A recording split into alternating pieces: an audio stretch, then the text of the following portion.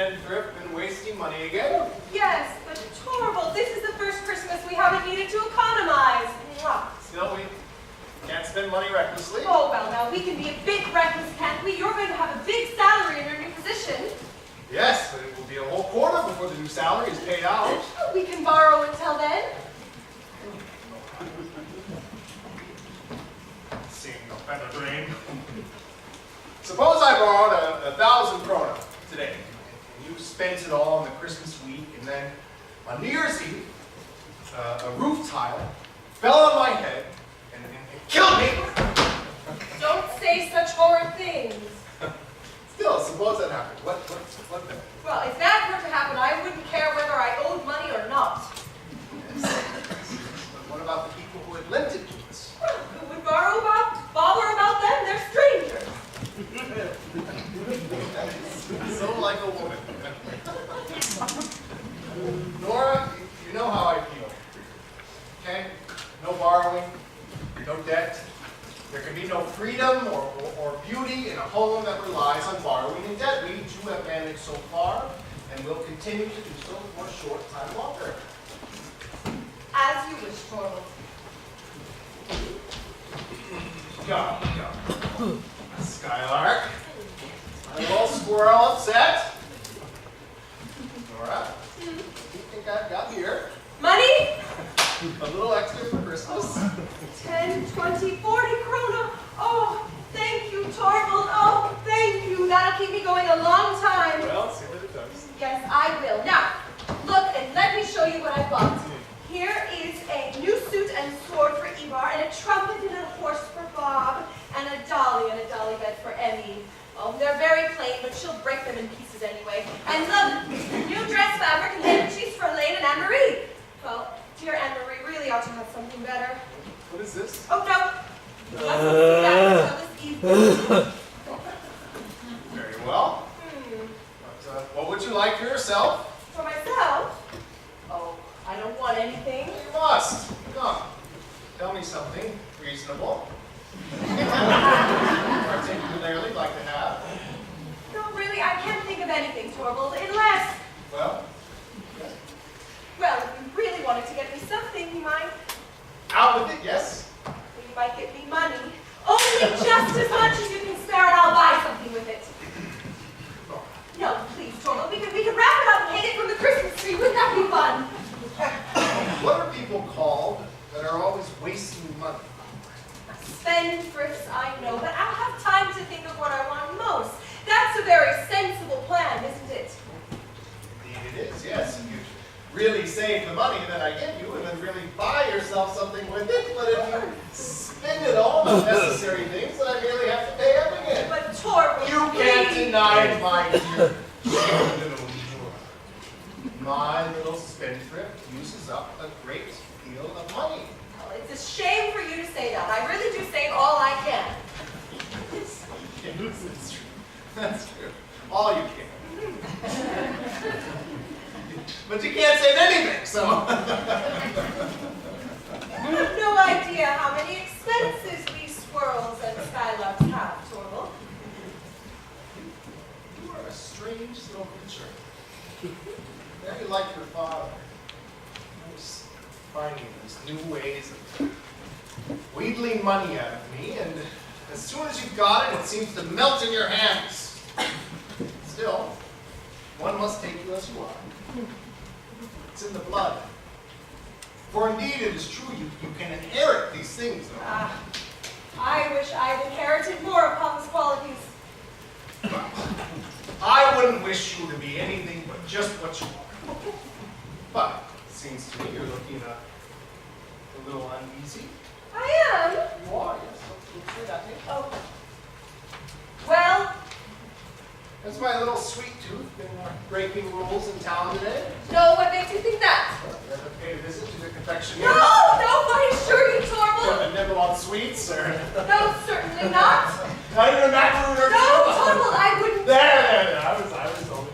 I'd never go against your wishes. Of course not. You gave me your word. Keep your little Christmas secrets to yourself, my dear, until they are revealed tonight under the tree. Did you remember to invite Dr. Ray? Oh, he formal invitation, but I will tell him when he gets here. I've ordered good wine. Nora, I'm looking forward to this evening very much. So am I. And the children will have such fun, Torvald. It really is splendid to have a secure position and a big enough income. Wonderful. Do you remember last Christmas? You locked yourself away until long after midnight making ornaments for the tree and other surprises for us. It was the most dull movies I have ever seen in my life. Well, I didn't find it dull. Well, there's little to show for the effort. Well, how could I know the cat would go in and tear everything to pieces? Oh, of course you couldn't, you poor sweet little girl. You had the best of intentions to please us all. But it is a good thing that our hard times are over. Really wonderful. Now I won't have to sit here bored, and you won't ruin your little eyes and your pretty little hands. No, I won't, will I? It's lovely to hear you say that. Oh, the door. What a nuisance. Well, it's for me. Remember, I'm not at home. Elaine to see you, madam, a stranger. Oh, ask her to come in. The doctor came at the same time, sir. Did you go straight to my office? Yes, sir.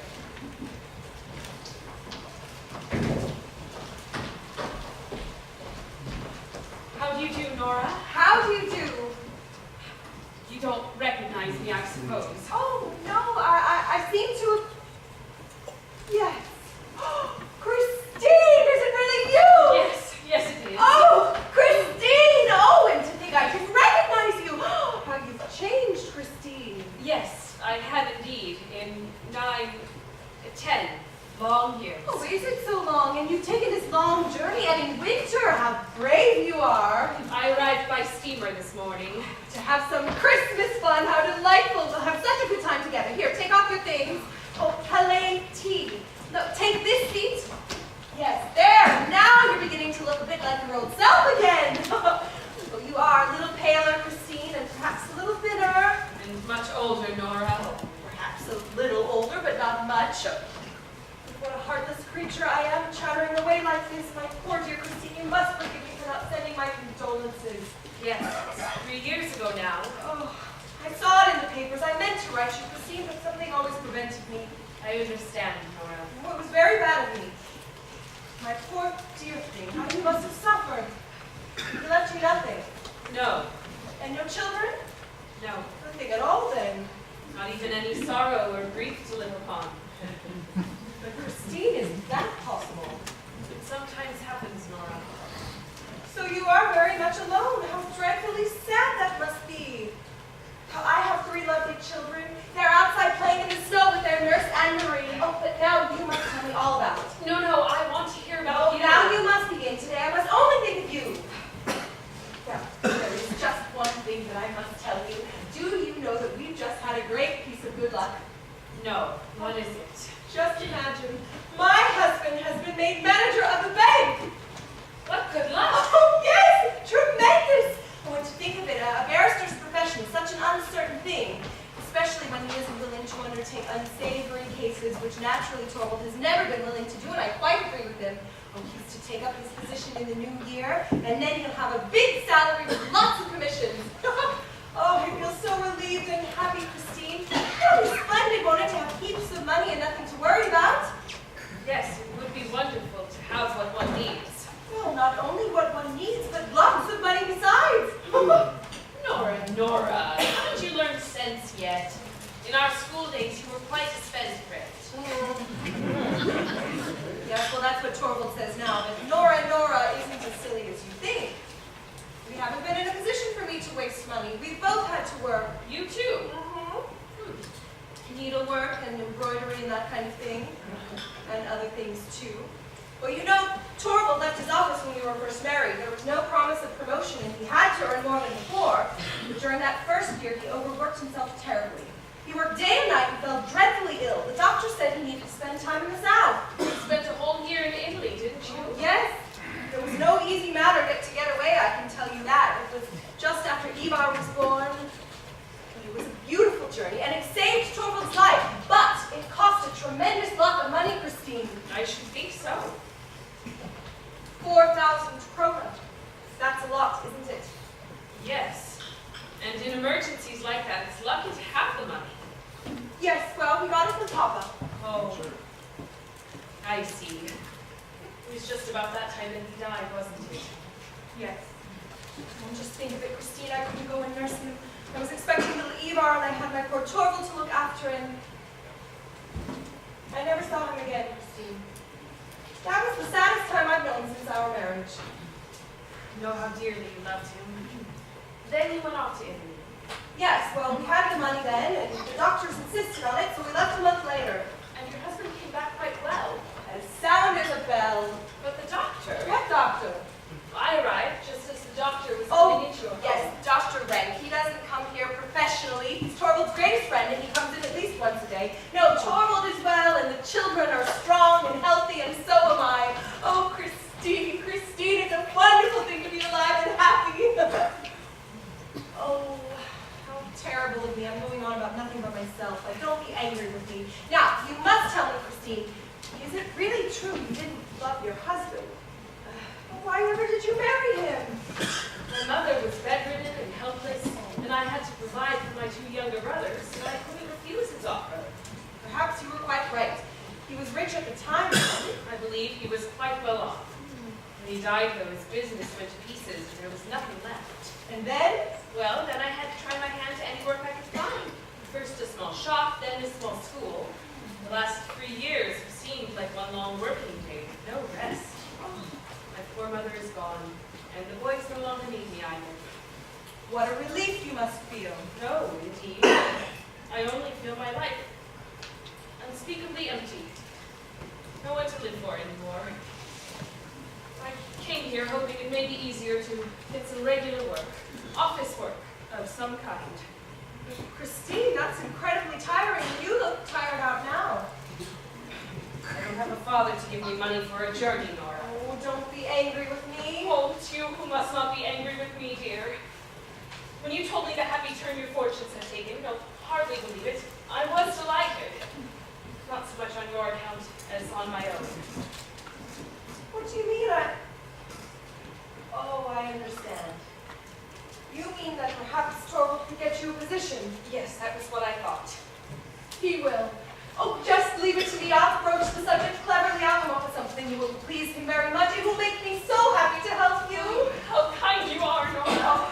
And doubly so, for you know so little of the burdens and troubles of life. I know so little of them. Oh, my dear, small household cares and that sort of thing. You are a child, Nora. Oh, you shouldn't be so superior. No. No, you're just like all the others. They all think I've been capable of anything serious. Come now. But I've gone through nothing in this world of cares. But my dear Nora, you've just told me all your troubles. Oh, those were trifles. I haven't told you the important thing.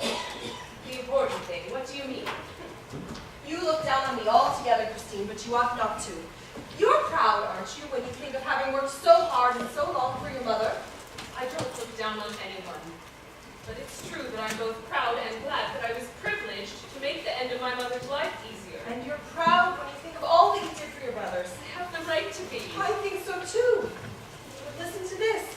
I too have something to be proud and glad of. I have no doubt that you do. Come here, Christine. No one in the world must know except you. But what is it? Shh! Those Torvald here. You must not any account. It was I who saved Torvald's life. Saved? How? I told you about our trip to Italy. Torvald never would have recovered if we hadn't gone there. Yes, and your father gave you the money. Yes, that's what Torvald and all the others think. But Papa didn't give us a krona. I got the money. You? 4,000 krona. What do you think of that?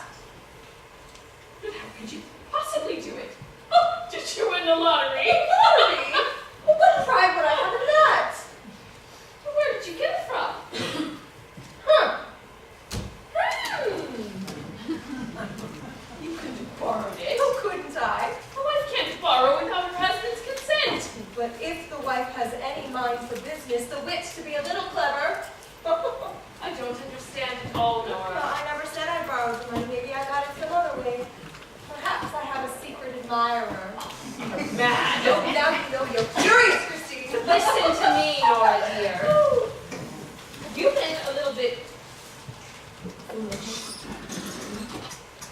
Is it foolish to save your husband's life? but without his knowledge to secure It a was sum of money. absolutely necessary. The Torvald had no idea what a dangerous condition he was in. It was to me that the doctors came and told me that his life was in danger and he needed to spend time in the South. First, I tried to get what I wanted as if it were for myself. I tried tears and entreaties with him. I told him that he ought to consider the condition that I was in and that he ought to be kind and indulge me. I even hinted that he might take out a loan. That made him angry, Christine. He called me frivolous and said that it was his duty as my husband not to indulge my whims. Did he know that he had come from your father? No, never. The couple died just at that time. Well, I had meant to let him out on the secret, but alas, it was too late and it never really mattered. You never told your husband your secret. No, never. Oh, good heavens, no, how painful and humiliating that would be. Torvald with his manly independence, to know that he owed me anything. No, that would ruin our marriage. The beautiful, happy home would no longer be what it is now. Will you ever tell him? Yes, maybe someday when I'm no longer as attractive as I am now. Don't laugh at me. I mean when Torvald is no longer as devoted to me as he is now, when my dancing and dressing up no longer amuse him, then it might be a good idea to have something in reserve.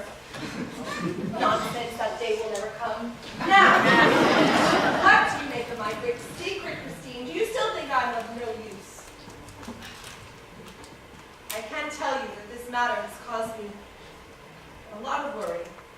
There's something in business called quarterly interest and another thing called payment in installments, and they're both dreadfully difficult to manage. I tried to set aside a little here and there where I could, but I couldn't put aside much for my housekeeping money, and I couldn't let the children be shabbily dressed. Oh, sweet little darlings.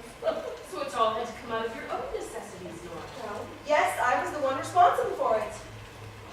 Anytime Torvald has given me any money for new dresses and such things, I've never spent more than half of it. I've always bought the simplest, cheapest things. Oh, thank heaven, all clothes look good on me, so Torvald never noticed. Thank heaven. And I found other ways of earning money, too. Last winter, I received a lot of copying to do, so I locked myself away and wrote late into the night. Oh, many times I was exhausted, Christine, but then I felt good sitting there and working and earning money. It felt like being a man. How much have you been able to pay off? Well, I couldn't tell you really. It's difficult to keep track of, but I paid every krona I could scrape together. Oh, many times I was at my wit's end, Christine. Oh, but then I used to sit here and imagine that a rich old gentleman had fallen in love with me. What? Who was it? Quiet, and then he had died, and when his will was opened, it contained written in big letters, to the lovely Mrs. Nora Helmer, who was to have all I possess paid over to her at once in cash. Oh, my dear Nora, who could the man be? Oh, good gracious, don't you understand? There was no such man. It was just something I used to imagine. But anyway, it doesn't matter now. Oh, I feel so wonderful, Christine, to be free from care, to be able to play and romp with the children, oh, to keep house beautifully and have everything just the way Torvald likes it. Oh, it's a wonderful thing to be alive and happy. Oh. Perhaps I'd better Oh, go. no, don't go. It's sure to be for Torvald. Sure, stay, please. Yes, thank you. Excuse me, ma'am. There's a gentleman to see Master Helmer, but the doctor is with him. Well, who is it? Good day, Mrs. Helmer. What do you want with my husband? Bank business, in a way. I have a small post in the bank, and I hear your husband is to be our manager now. That it's... Just routine business matters, Mrs. Helmer. Please wait in the study, then.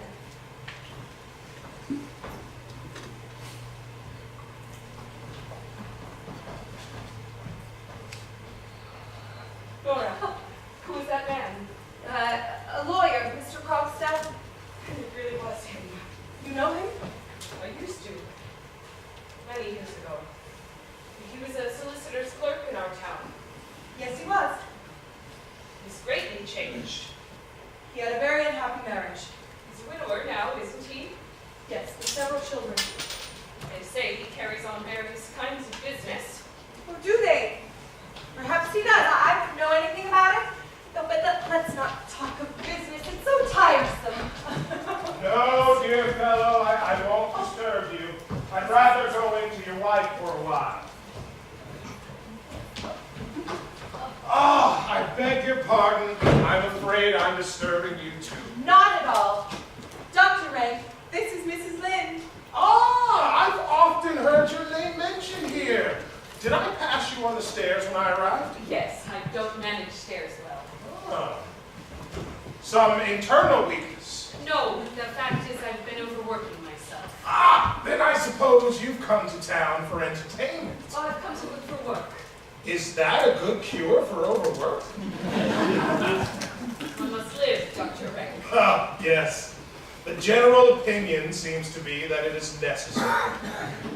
Look here, Dr. Rank. You know you want to live. Oh, certainly. However wretched I may feel, I want to prolong the agony as long as possible. All my patients are like that. And so are the morally diseased. One of them, and a bad case too, is at this very moment in with Helmer. Oh, who is it? A lawyer named Krogstad, someone you don't know. He suffers from a diseased moral character, Mrs. Helmer, but even he began talking of it being highly important that he should live. Did he? What did he want to speak with Torvald about? I only heard it was something about the bank. Well, I didn't realize that this, what's his name, Krogstad, had anything to do with the bank. Yes, he has some employment there. You know, there are certain people who go zealously sniffing for moral corruption. And as soon as they found some, they put the corrupt person in a position where they can keep an eye on them. Healthy natures are left out in the cold. I think the sick are those who most need taking care of. There you are. That's the sentiment that's turning society into a sick house. Why laugh at that? Do you have any notion what society really is? Oh, no, I'm not bothering with tiresome society. I'm laughing at something quite different. Dr. Rank, are all the people employed in the bank now dependent on Torvald? Is that what you find so amusing? Absolutely marvelous to think that Torvald has so much power over so many people.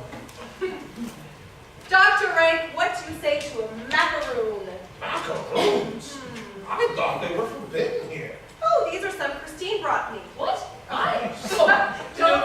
Don't be alarmed. You could know that Torvald had forbidden them. He's afraid they'll rot my teeth. But, once in a while, isn't that so, Dr. Rank? And you must have one too, Christine. And I'll have one, just a little one or two at most. Oh, I am tremendously happy. There's just one thing in the world now that I dearly love to do. What is that? Something I just love to say to Torvald. Why can't you say it? I can't. It's too shocking. Shocking.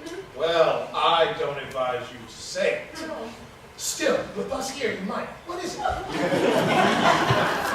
I just love to say, damn it all. Are you mad? I'll say it. Here he is. Torvald, dear, have you gotten rid of him? Yes. Oh, allow me to introduce you. This is Christine. Christine? Excuse me, I don't know. Mrs. Lynde, dear. Mrs. Lynde? Oh, yes, a school friend of my wife's, I presume? Yes, we've known each other since then. Yes, and just think of it. Mrs. Lynde has come all this way just to see you. What do you mean? No, really, Christine is a very good bookkeeper, and she's anxious to work for a successful man so as to improve herself. It's very sensible, Mrs. Lynde. And when she heard you'd been appointed manager of the bank, she traveled this long way as quickly as she could. Oh, you're going to be able to do something to help her, Torvald, for my sake, won't you? Well, it's not altogether impossible. You're a widow, Mrs. Lynde? Yes. And have had some experience with bookkeeping? Yes, a fair amount. Ah!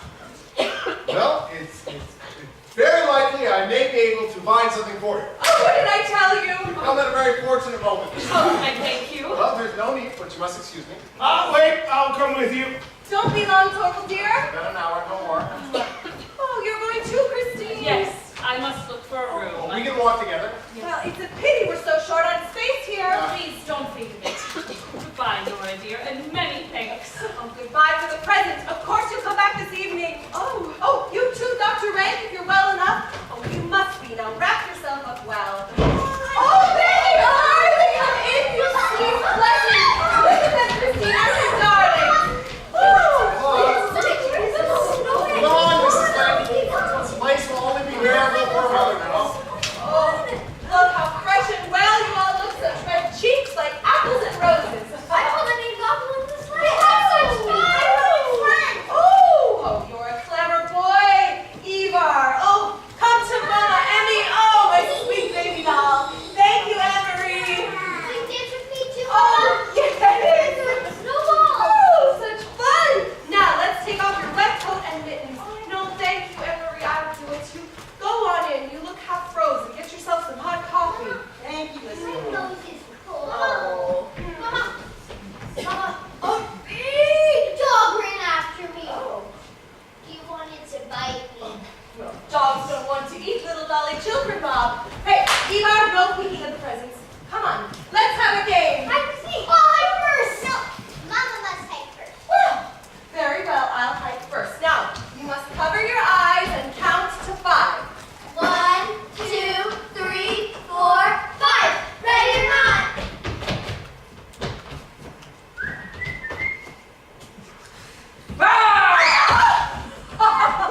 I'm gonna get you.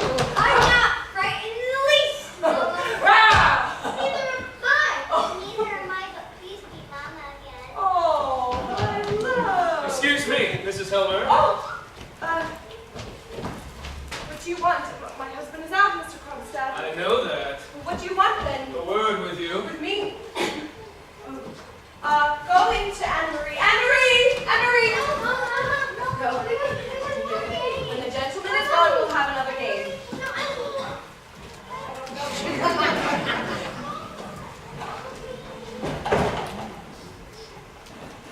It's not the first of the month yet. No, it's Christmas Eve, and it will depend on you what sort of Christmas you have. What do you mean? Today it's absolutely impossible for We me won't to... talk about that until later. This is something different. I saw your husband going down the street with a lady. Yes? May I ask if it was Mrs. Christine Lynn? It was. She's a great friend of yours, isn't she? She is, but I don't... I knew her too, once upon a time. I'm aware of that. So, you know all about it. Then I can ask you without beating about the bush. Is Mrs. Lynn to be employed at the bank? What right do you have to question me? You, one of my husband's subordinates.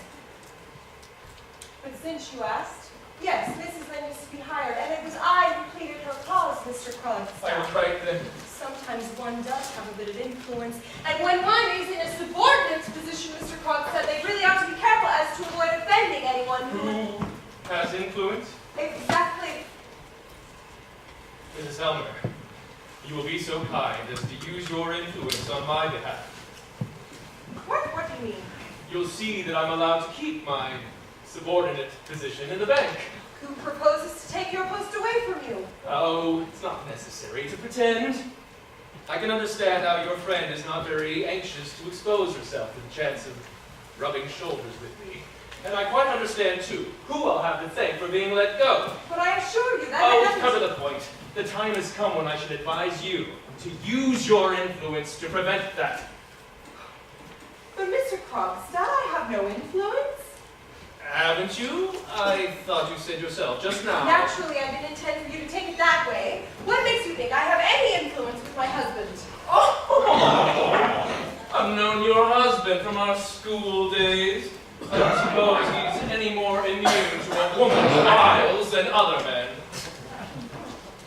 If you insult my husband, I will make you leave this house. You are bold, Mrs. Helmer. Oh. I am not afraid of you any longer. After the new year comes, I'll be free from this whole thing. Listen to me. I'm prepared to fight for my small post in the bank as if I were fighting for you. So it seems. It's not only for the sake of the money. You know, like everyone else, that once, many years ago, I was guilty of an indiscretion. I've heard something of the kind. The matter never went to court. But every opportunity was closed to me after that. So I had to do something. And honestly, I don't think I've been one of the worst, but now I must distance myself from all of that. My sons are growing up. For their sake, I must try to win back as much respect as I can. This post in the bank was the first step up for me. Now your husband's gonna kick me into the mud again? You must believe me, I have no power to help you at all. Because you haven't the will. But I have means to compel you. You tell my husband that I owe you money. Suppose I were to tell him. It would be unforgivable. Oh, to think of my husband learning my secret, my joy, my pride, and from you. Well, it would put me in a very difficult position. Only difficult. Well, do it then. It would be worse for you. My husband will see for himself what kind of a man you are, and you certainly won't keep your post today. Is it only a difficult scene at home that Once you my fear? husband knows, he'll pay at once for his own, and we'll have nothing more to do with you. Listen to me, Mrs. Helmer. Either you have a very bad memory, or you know very little of business. Let me remind you of a few details. What do you mean? When your husband was ill, you came to me to borrow 4,000 krona. Yes, I didn't know anyone else to go to. I promised to get you the money on certain conditions, on the security of a bond which I drew up. Yes, and which I signed. Good. But your father was also supposed to sign and provide security for the loan. Supposed to. Papa did sign for it. I'd left the date blank so your father could insert the date on which he signed the paper. Do you remember that? Yes, I think Then I gave you the bond to mail by post to your father. Is that not so? Yes. And you did so at once, because 5 or 6 days later, you brought me the bond with your father's signature, and I gave you the money. And haven't I been paying punctually?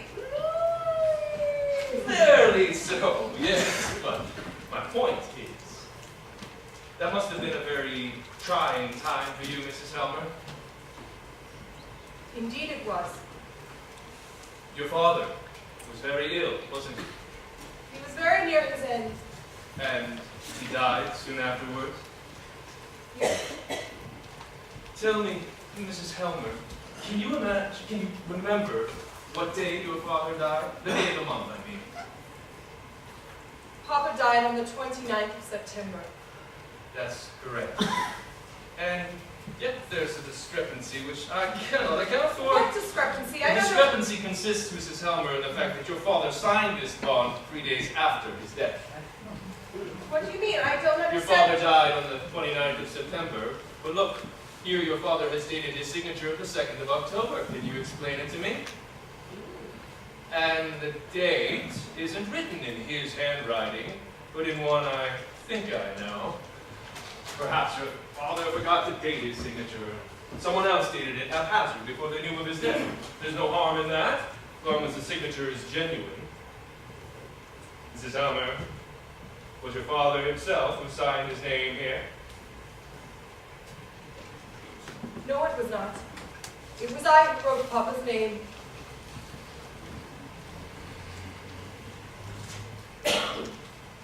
Are you aware that is a dangerous confession? In what way? You'll have your money soon? Why didn't you send the paper to your father?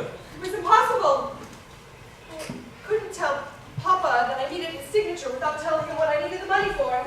With him being so ill, I couldn't tell him that my husband's life was in danger. It was absolutely impossible. Would have been better for you to give up the trip. That trip was to save my husband's life. I couldn't give that up. But did it never occur to you that you were defrauding me? I couldn't bother about you. You who put so many heartless difficulties in my way when you knew that my husband's life was in danger. Mrs. Helmer, you evidently haven't the faintest idea what you're guilty of. It was nothing more or nothing worse that made me a social outcast. You! Ha! Were you brave enough to take a risk to save your wife's life? The law cares nothing about bravery. Well, then it must be a very foolish law. Foolish or not, it's the law by which you will be judged if I produce this paper in court.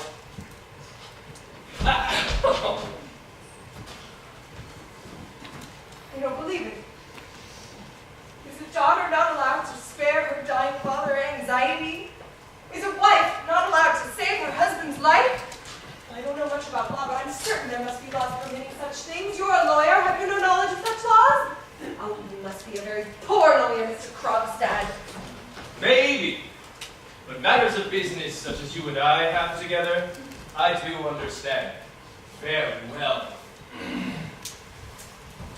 Do as you please. But if I lose my standing a second time, soon after, you will lose yours.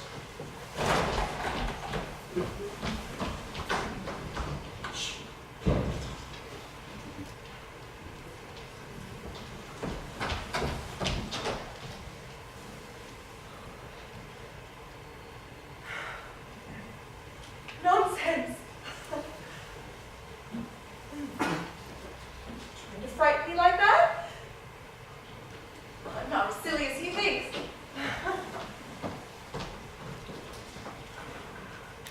And yet, no, it's impossible. I did it for love's sake. Oh, yes, dears, I know. But you mustn't say anything to anyone about the strange man, do you hear? Not even Papa. Why is it a secret, Mama? No, because I want to surprise Papa with something later. A Christmas surprise? Oh, yes, dears, a Christmas surprise. What is it? Mama, will you come play again now? Oh, no, I can't now. But you promised us. It's my turn to hide. I know, dears, but I can't now. I have so much to do. Run along now, my sweet little darlings. Anne-Marie!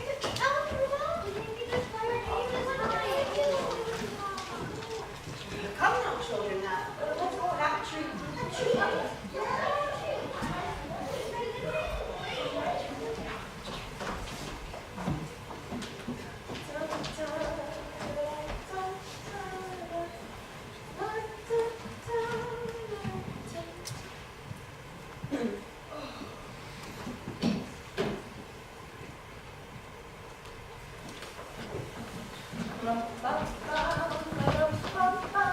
Helene, bring in the tree.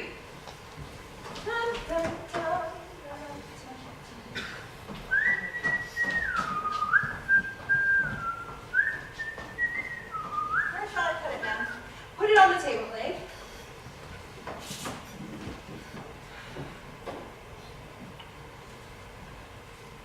Shall I get you anything else, ma'am? No, thank you.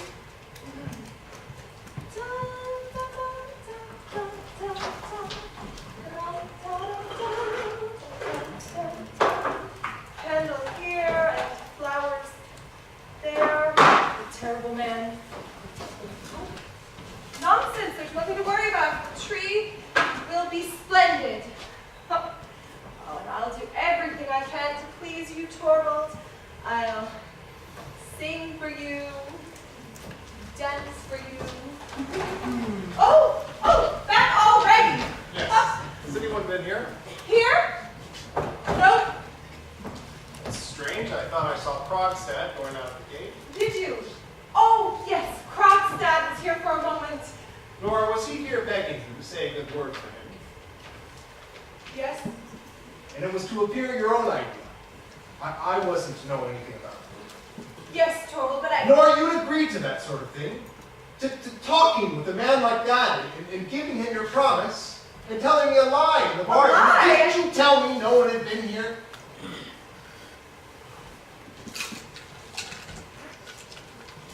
My little songbird must never do that again. No false notes. I won't say no more about it. Ah. How warm and comfortable it is in here. Oh. Torvald! Yes. Oh, I'm so looking forward to the Stenborg's costume ball the day after tomorrow. Well, and I'm tremendously curious to see what you have in store for me. Oh, yes, it was silly of me to want to surprise you. What do you mean? Well, everything I think of seems so silly and insignificant. Huh. You finally acknowledge that. Are you very busy, Torvald? Well, What are all these papers? bank business? Already? The retiring manager has approved my changes in the staff, and I must use the Christmas week to put everything in order for the new year. And that's why this poor Krogstad. Poor. Well, if you weren't so busy, I'd ask a tremendously big favor of you, Torvald. What's that? You have perfect taste. And I do want to look nice for the Stenbrook's costume ball tomorrow. Couldn't you decide what I'll be and arrange my costume for me? Aha! So my obstinate little woman needs someone to come to her rescue? Yes! Oh, I can't manage without you. Well, I will think it over. We'll hit upon something. How sweet of you. Oh, how pretty the red flowers look. Well, tell me, Torvald, what is this, Krogstad guilty of? He forged someone's name. Do you have any idea what that means? Perhaps he did it out of necessity and... Yes, or out of foolishness. I mean, I'm not so heartless that I'd condemn a man for a single mistake. Oh, no, you wouldn't, would you, Torvald? Many a man has restored his character by openly confessing his faults and accepting his punishment. Punishment? But this Krogstad did nothing of the sort. He got himself out of it with a cunning trick. And that is why he can't be trusted. Well, wouldn't it be different? Just think of how a guilty man like that has to lie to everyone. To be a hypocrite with his own wife and children. And the children, that's the most terrible part of it all. Why? Because an atmosphere of lies infects and poisons the life of a home. The very air the children breathe is full of the germs of evil. Are you sure? Oh, I am. I've often seen it in my life as a lawyer. Almost everyone who has gone bad early in life has had a deceitful mother. Why only the mother? Well, it seems most commonly to be the mother's influence, though a bad father would have the same result. Every lawyer knows this. This Krogstad has been poisoning his own children with lies and deceit. He's lost all moral character. And that is why sweet little Nora has promised me not to plead his cause. Give me your hand on it.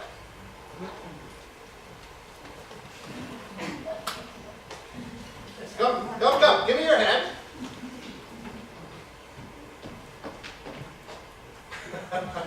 There. It's settled. I assure you it would be quite impossible for me to work with him. I literally feel physically ill when I'm in his company. How warm it is in here. And I have so much to do. Yes, I must try to look over some of this before dinner. And think about your costume, too. I may have something wrapped in gold paper to hang up on the tree. Thank you, little Nora.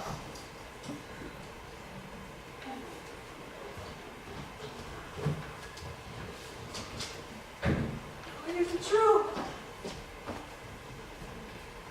It's impossible. It must be impossible.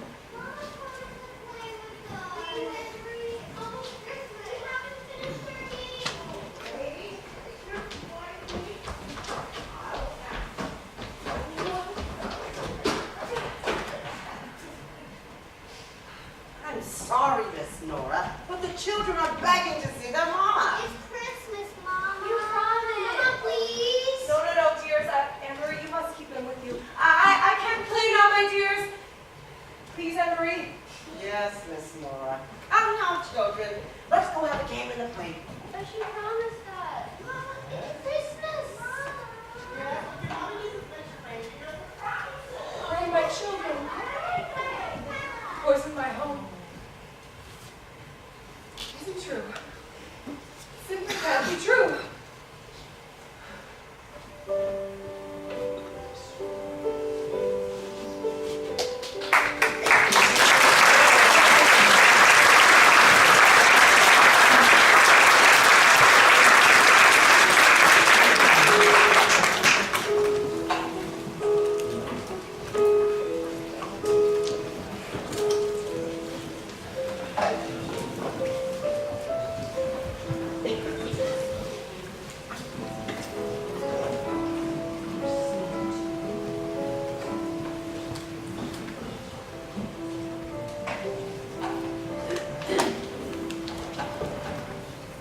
Does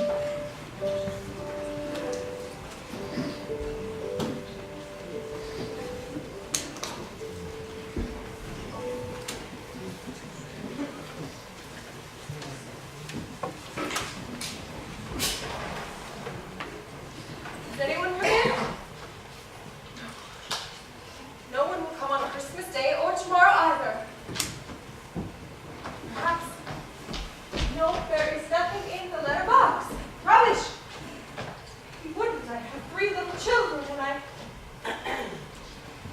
I found the box with your costume. Thank you, Anne-Marie. Put it on the chair.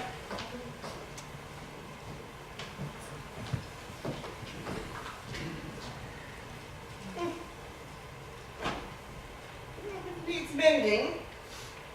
I'd like to tear it into 100,000 pieces. Nonsense. Easily be fixed. Yes. I'll ask Mrs. Lynns to come and help me with it. Going out again.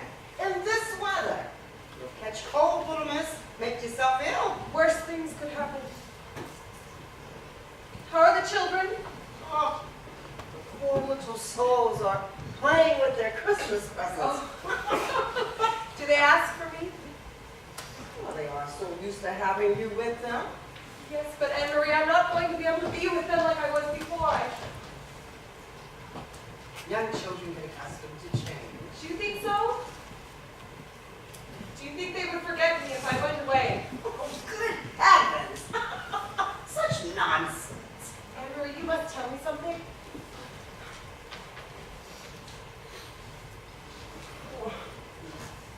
How could you give away your own child to strangers? I had to. If I wanted to be little Nora's nurse, Yes, but how could you bear it? poor girl got into trouble. Should be glad to get such a position. Besides, her father, that wicked man, left me with nothing. Suppose your daughter has forgotten you then. No, indeed she hasn't. But she wrote to me when she was confirmed and when she was married. Oh, oh, oh, dear Anne-Marie. Oh, you were a good mother to me when I was little. Oh, my poor dear. Had no mother but you. And if my little ones had no other mother, then you would... What nonsense. I'm talking nonsense. Go on into them. Now I must... Well, you'll see tomorrow how charming I'll look. There'll be no one there as charming as you. Oh, no, stop thinking. No one will come. How old is that? Nora's in the car. Thank you, Anne-Marie. Ah, what lovely gloves. 2, 4. Oh, Christine, did anyone come in with you? No, Well, I'm so glad you've come. I heard you were asking for me. Oh, yes, as I was passing by. There is something you can help me with, though. Tomorrow evening, there's a costume ball at the Sandbox upstairs, and Torvald wants me to dress as an Italian village girl and dance the Tarantella I learned in Capri. That will be quite the performance. So, yes. Well, it was Torvald's idea. But here's the costume Torvald had made for me in Italy, and it's torn here, and I just can't... We'll easily put that right. Some trimmings come loose here and there. Do you have a needle and thread? Yes. Thank you. I'll tell you what, I'll come in for a moment tomorrow and see you in your fine feathers. Oh! Also, I must thank you for a delightful evening yesterday. You ought to have come to town earlier, Christine. But Torvald does understand how to make a house welcoming. And so do you, it seems to me. You're not your father's daughter for nothing. But tell me, is Dr. Rank always so depressing? No. Well, he suffers from yesterday was a very bad day, and he suffers from a very dangerous condition. He has consumption of the spine, the poor creature. Well, his father was a terrible man who kept many mistresses and indulged in all sorts of excesses, and poor Dr. Rank has been sickly since childhood. Dora, how do you you know anything about such things? So when you have 3 children, you learn from other mothers who know things of some medical matters, and they talk about one thing and another. Does Dr. Rank come here every day? Almost. But he's Torvald's greatest friend, and he's my friend too, and he's just like one of the family. Is he perfectly sincere? I mean, he seems very anxious to make himself agreeable. Well, whatever makes you think that? When you introduced us yesterday, he said he'd often heard my name mentioned here. But later I noticed your husband hadn't the slightest idea who I was. Yes. So how could Dr. Rank know of me without your Torvald husband? tends to want me absolutely to himself, as he says. He used to seem jealous when I talk at home, so naturally I stopped doing so, but I often talk at home with Dr. Rank because, well, he likes hearing about it. Nora, you're still such a child in many ways. I'm older than you and have more experience. I think you ought to make an end of it, Dr. Rank. An end of what? Of 2 things, I think. Yesterday, you spoke of a rich admirer. Who doesn't exist, unfortunately. Is Dr. Rank a man of means? Yes, he is. And he has no one to provide for. No one. And he comes here every day. Yes, I told you so. How can this well-bred man be so tactless? Christine, I don't understand you at all. Nora! Do you think I can't guess who led you the 4,000 krona? Were you out of your mind? A friend who comes here every day? That would be impossible. But it really isn't him. No, certainly not. Thought never would have occurred to me. Besides, Dr. Rank didn't have money to lend then. He didn't come into his money until later. That was lucky for you, my dear Nora. Never would have entered my mind to ask Dr. Rank. Although I'm sure that if I told him... But of course you won't. No, certainly not, but I'm sure that if I told Dr. Behind Rank... your husband's back. This whole thing is behind my husband's back, and I must put an end to it. Yes, that's what I told you yesterday. A But man can settle such things so much easier than a woman can. one's husband. Yes. Nonsense. When you pay off a debt, you get your bond back, don't you?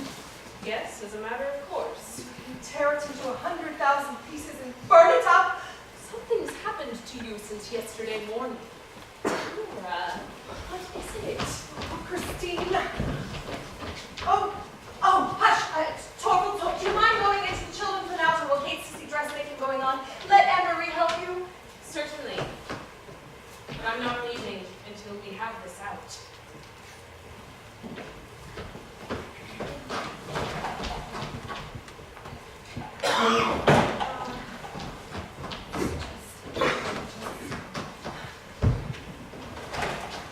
Oh, I wanted you so badly, Torvald. Was that the dressmaker? Oh, no, it was Christine. She's come to help me fix my costume. I look quite smart. Isn't that a good thought of mine now? Splendid. But it was good of me, too, to do as you wish. Oh, good to do as her husband wishes. Well, my little rogue. I'm sure you didn't mean it that way, but I don't want to disturb you. You want to try on your dress, I expect? Well, I suppose you're going to work then? Yes. Yeah, I just head to the bank. Oh, Torvald! Yes. Well, if your little squirrel were to ask something of you very prettily, What then? would you do it? I should like to hear what it is first.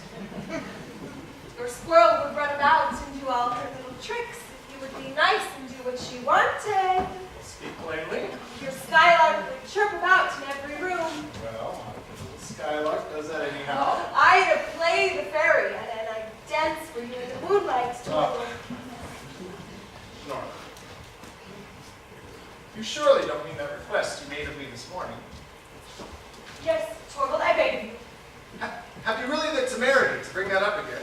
Yes, but Torvald, you must do what I say. You must let Krogstad keep his post at the bank. My dear Nora, I'm giving his post to Mrs. Lind. Yes, and I appreciate that, dear, but isn't there some other clerk that you could dismiss instead of Krogstad? This is the most incredible obstinacy. Because you chose to give him a thoughtless promise that you'd speak on his behalf, I've expected... No, but that isn't the reason, Torvald.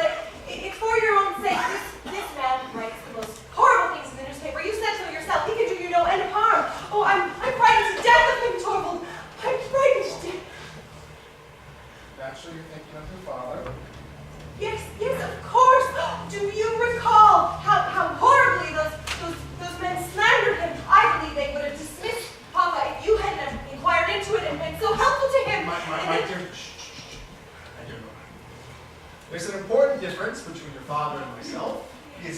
your father's reputation as a public official is not above suspicion. Mine is, and I hope it will continue to be so as long as I hold my You office. can never tell what mischief these men may contrive, Torvald. That is why I beg of you so earnestly. And it's just by interceding for him that you make it impossible for me to keep him. It's already known at the bank that I mean to dismiss Croxton. Isn't it get about now that the new manager has changed his mind at his wife's bidding? Oh, but whatever if it did. Well, of course! If only this obstinate little person can get her way. Do you suppose I'm going to make myself ridiculous before my entire staff to let people think that I could be swayed by all sorts of outside influence? I very soon feel the consequences of it, I can assure you. Besides, there's one thing that makes it quite impossible for me to have Krogstad in the bank as long as I am the manager. Well, whatever is that? It's moral failings I could overlook if necessary. Yes, And I hear he's a good worker too. Yes. But I knew him when we were boys. It was one of those rash friendships that subsequently prove embarrassing. And this tactless fellow that has no restraint when other people are present. Thinks it gives him the right to call me by my first name. And every minute, it's I say, oh boy, and that sort of thing. It's acutely irritating. He make my position at the bank intolerable. Torvald, you can't possibly mean that. Why not? Because it's just such a narrow-minded way of looking at things. Narrow. You think I'm narrow? No, just the opposite. It's the here. same thing. You say my point of view is narrow-minded, so I must be as well. Narrow-minded. Well, very well. I must put an end to this. Helene! Torvald, what are you going to do? Settle it! Take this letter downstairs at once. Find a messenger and have him deliver it and be quick. The address is on it. Very well, sir. There! Little Miss Obstinate. Torvald, what was in that letter? Krogstad's dismissal. Call her back, Torvald. Well, there's still time. Call her back. For your sake, for mine, and for the children's, call her back. You have no idea what harm that letter can bring upon us. It's too late.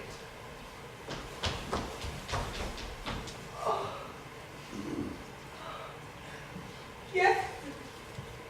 Too late. I do know. I can forgive your anxiety, although it really is an insult to me. You think that I should be frightened of a starving clerk's vengeance. But I forgive you, though, because it's such a testimony to your great love for me. Oh. That's how it shall be. Come what will, I'll have both the strength and the courage if they're needed. I'm man enough to take everything upon myself. What do you mean by that? Everything. You won't have to. Right. We'll share it, as husband and wife should. And that's how it shall be. Are you content now? There. Well, the whole thing is just the wildest fancy. Now, you must go and practice the Tarantella with your tambourine. I will go to my office. I'll shut the door and hear nothing. You can make as much noise as you like. When Red comes, tell him where he will find me.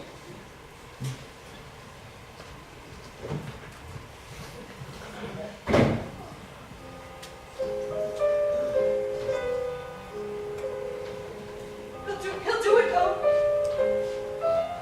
He'll do it in spite of me.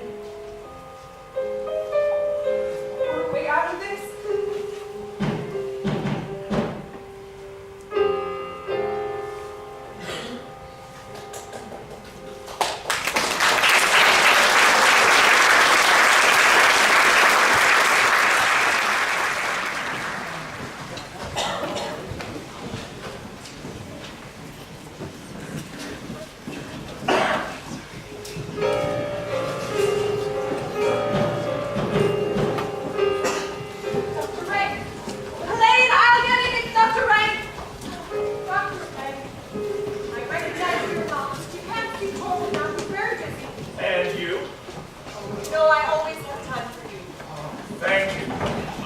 take as much time as I can. That's a strange way of putting it. Has something happened? Nothing I haven't been preparing for, but I certainly didn't expect it so soon. What? Dr. Rank, you must tell me. My time is up. Oh, well, this is about you. Who else? I can't lie to myself. I'm the worst of all my patients, Mrs. Helmer. Probably within a month, I'll be rotting in a graveyard. Don't say such ugly things. Oh, the situation itself is ugly, and I'll have to face so much more. I'll only examine myself once more, and then I'll know pretty certainly when my decline will begin. But there's something I want to tell you. Helmer's genteel nature leaves him disgusted by anything ugly. I won't have him in my sick room. Oh, but Dr. So I won't have him there, not under any circumstances. I'll bar my door to him. And then, when I'm certain the end has begun, I'll send my card with a black cross on it, and you'll know. You're very strange today. And I had so wanted you to be in a good mood. With death stalking her. Is there any justice in having to pay for another man's sins? But every family, one way or another, has unavoidable debts to pay. No, you must talk of something cheerful. Oh, it's a mere laughing matter, the whole thing. My poor innocent spine has to suffer for my father's youthful indiscretions. Dear Dr. Rank, you're not going to die on us. Ah, it's a loss you'd easily recover from. And those who are gone are soon forgotten. Do you really think so? Yeah, people form new ties, and then... Who will form new ties? Well, both you and Helmer when I'm gone. You yourself are already on the road to it, I think, with Mrs. Lynn. Oh, you don't mean to say that you're jealous of poor Christine. Yes, I am! She'll be my successor in this house. Hush, not so loud. She's just next door. Oh, today again. There, you see? Oh, she's only come to help me fix my costume. Don't be unreasonable. So be nice now, Dr. Rank, and then tomorrow you can watch me dance the Tarantella and imagine that I'm doing it all for you. Well, and for Torvald, of course. Come, let me show you something. What is it? Look at these. Oh, silk stocking. Flesh colored, aren't they lovely? Oh, no, you must only look at the feet. Very well, you may look at the legs, too.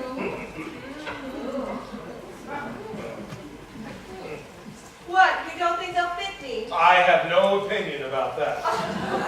Well, that's to punish you. What other nice things am I allowed to see? Not a single thing more. You know, when I'm here talking to you like this, I can't imagine what would have become of me if I'd never come into this house. I'm glad you feel so at home with us. And to have to leave it all, Nonsense. not be able to leave behind a small token of gratitude, nothing but an empty place which anyone can fill. If I were to ask you now for... No. What? For proof of friendship, Yes, yes. a tremendously big favor, I hope. You don't know how happy that would make me. You don't know what it is yet. No, but tell me. No, I can't. It's so unreasonable. It needs advice and help and a favor. The bigger a thing it is, the better. Do tell me. Don't I have your confidence? More than anyone else. Well, I know you're my truest and best friend, Dr. Wren. It's something you must help me to prevent. You know how devotedly, how inexpressibly deeply Torvald loves me. He would never for a moment hesitate to turn over his life for me. Nora, do you really think he's the only one? The only one. The only one who would gladly give his life for your sake? Oh, is that it? I was determined to tell you before I went away. And there'll never be a better opportunity than this. Now you know, Nora. And you know, too, that you can trust me as you would trust no one else. open door. Nora! Helene! Helene, bring in the lamp! That was really terrible of you, Dr. Wright.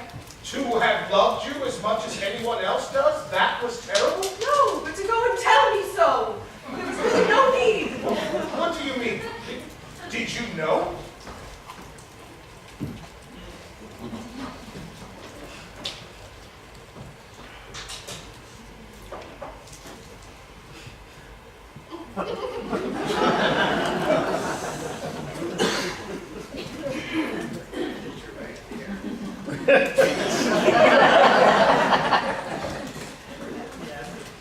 Nora, Mrs. Helmer, tell me, did you not have any idea? How could I know whether I had or not? I really couldn't tell you. But how could you be so clumsy, Dr. Ray? Oh, we were getting on so nicely. Well, at any event, you know now that you can command me, body and soul. So won't you tell me? After what you said, I beg you. I can't tell you anything now. You can't punish me this way. Let me have permission to do for you whatever a man may do. You can do nothing for me now. Besides, I don't need any help, really. The whole thing is, it's just silliness. It really is. You're a nice man, Dr. Rank. Aren't you ashamed of yourself now that the lamp is lit? Not a bit. But perhaps I'd better go for good. No. Indeed you shouldn't. You must come here always as before. You know Torvald can't do without you. Yes, but you? Oh, I'm always tremendously pleased when you come. You are a riddle to me. Oh, I've often thought you preferred my company to Helmer's. well, yes. There are some people whom one loves best, and then there are other people whom one would almost always rather have as companions. Yes, there is something in that. When I was at home, of course I loved Papa best, but I thought it was tremendous fun to sneak down into the maids' quarters because they never moralized at all, and they used to talk about such entertaining things. I see. It's their place I've taken. No, I didn't intend for you to take it that way at all, but surely you can understand that being with Torvald is a lot like being with Papa.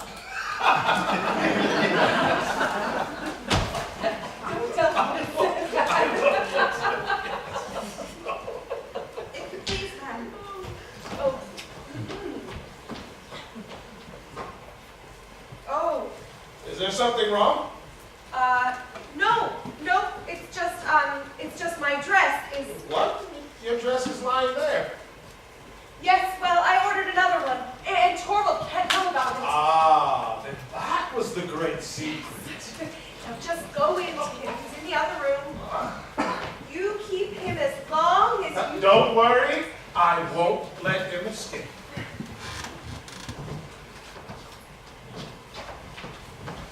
He's in the kitchen. Yes, he came up the back stairs. Didn't you tell him that no one was in? Yes, but it did no Good, and he won't leave? He says he won't until he's seen you, ma'am.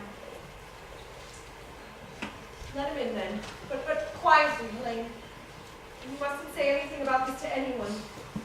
It's a surprise for my husband. Yes, ma'am. I understand.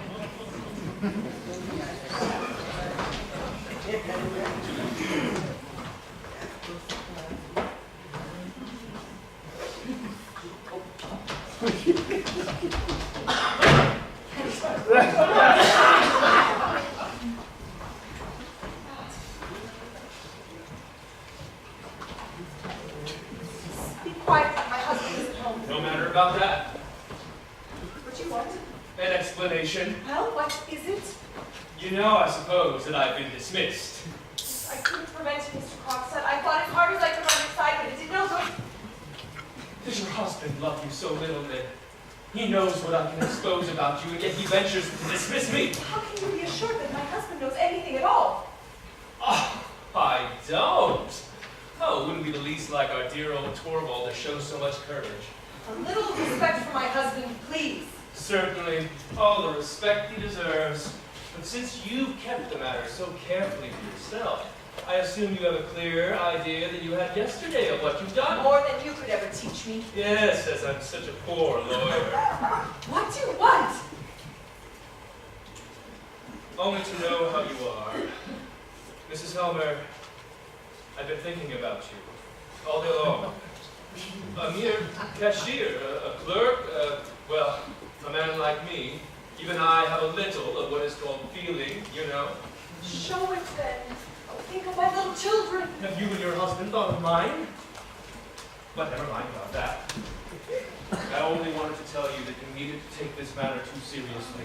In the first place, there will be no accusations made by me. No.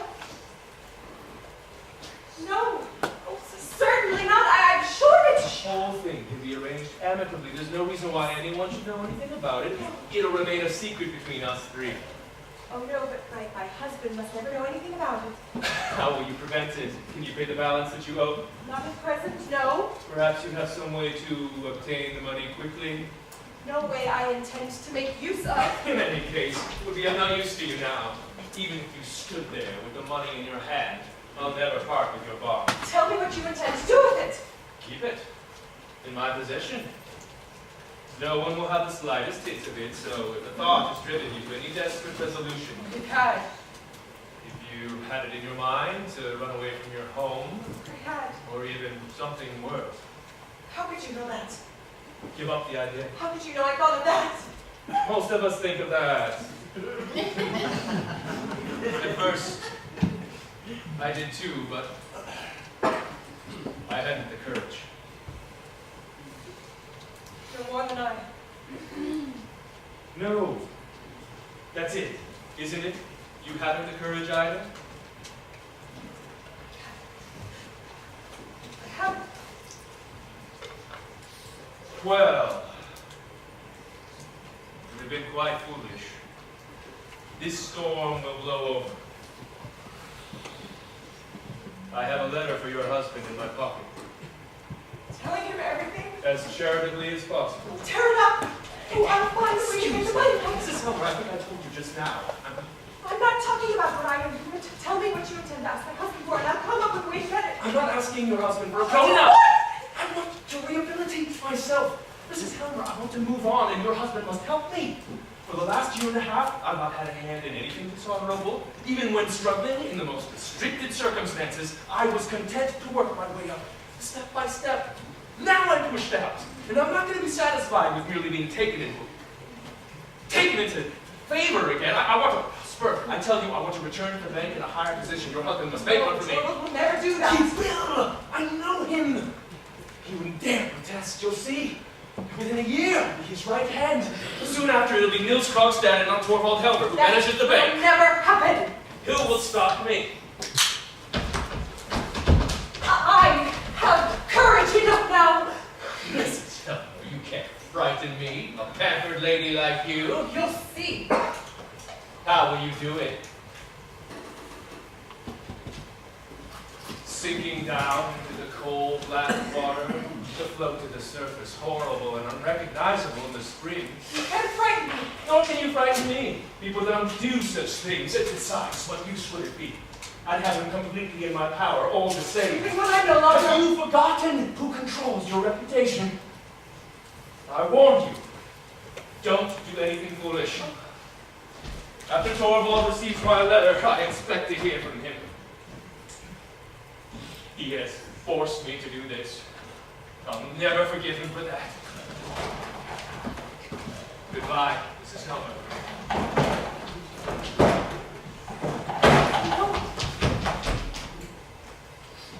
No, no, no! Torvald, there's no hope for us now.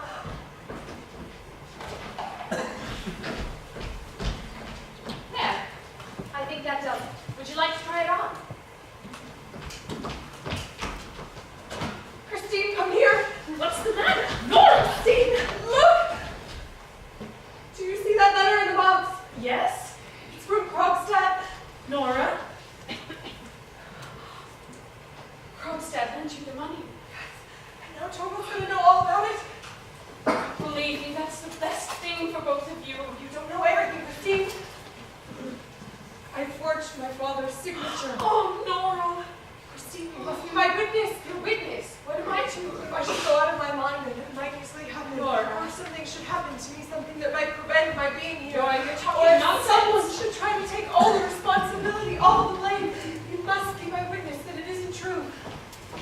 in my right mind now, Christine, and I swear to you that no one knew anything about it, and I alone did the whole thing.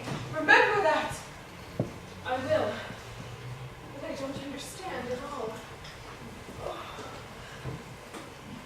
Couldn't understand, Christine. Besides, it's wonderful waiting for a gift to be revealed. A gift? Yes. A wonderful gift. But it's so terrible, Christine. It cannot happen. I'll go see Krogstad at once. No, don't go to him. He'll do you harm. There was a time when you would have done anything for my sake. Krogstad? Where does he live? Well, how should I know it? Oh, wait. But the letters. Nora, Oh, yes, what is it? don't be frightened. We're not coming in. Are you trying on your costume? Oh, yes, that's just it. I look lovely, Torvald. He lives at the corner here. Well, yes, but the letter, it's too late. Your husband keeps the key. Yes, always. Krogstad must find some excuse Yes, to ask for his sure, letter back. sure, Arrest and him. delay him. Go into him. I'll come back as soon as I can.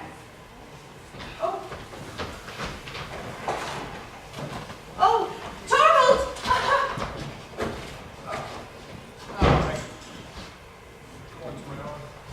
We'll see. Just give me a minute. Oh, what is this?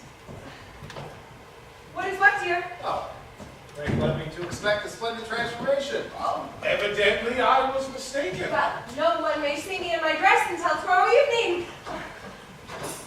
My dear one. I'm tired.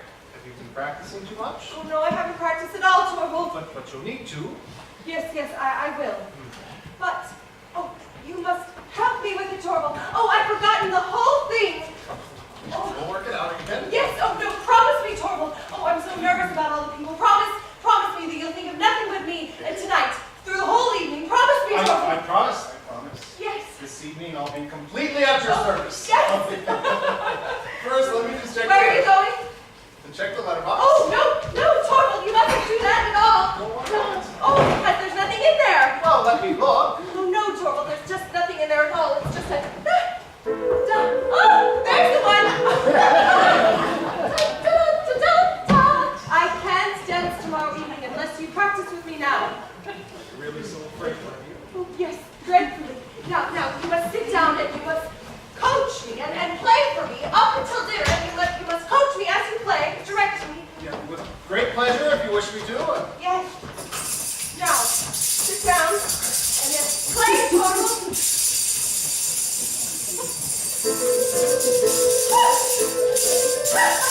Slower. Oh, I can't slow down, Torvald. Not so fast, Nora. No, it doesn't.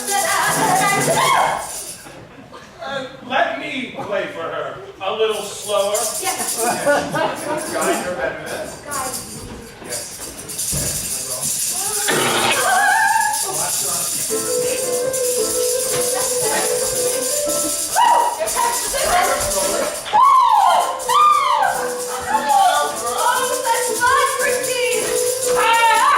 You can't lose if your life depends on it.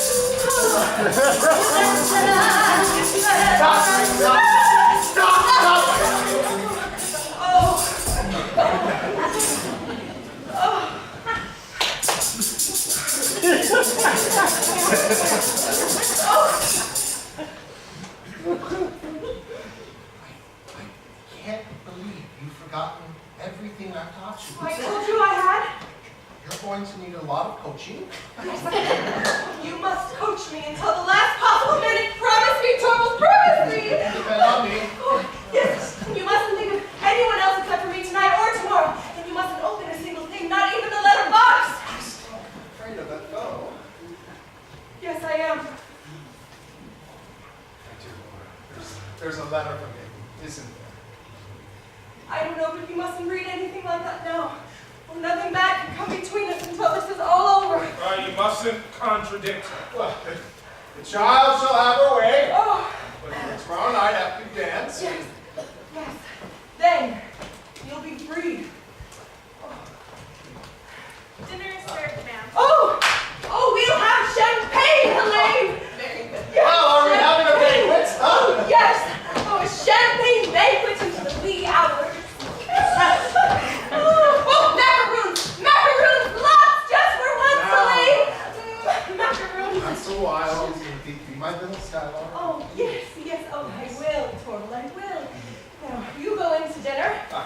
Dr. Rank.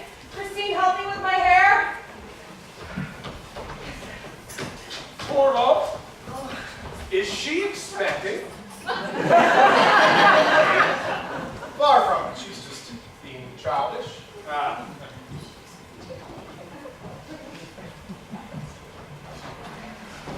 Well, He's gone out of town. I could see it in your face. I left a note for him. You should have let it alone, Christine. What will be, will be. Besides, it's splendid waiting for gifts to be revealed.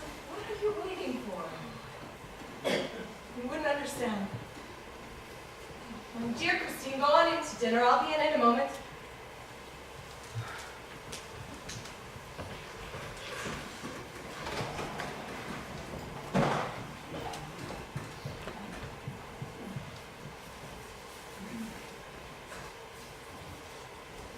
$5 o'clock.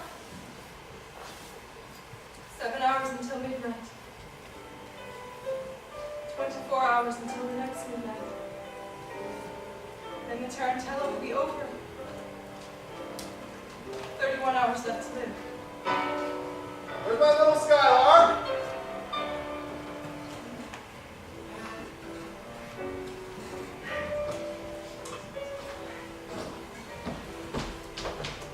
Here she is!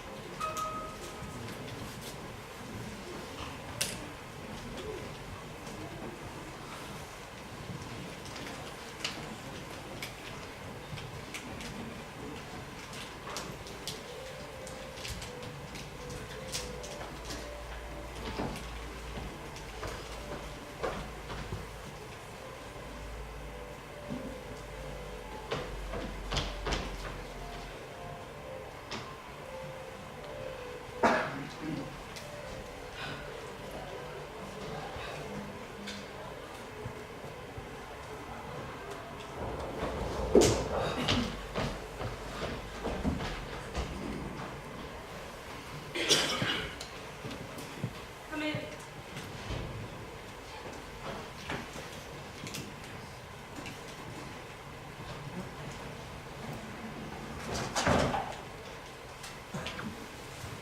I need to speak with you.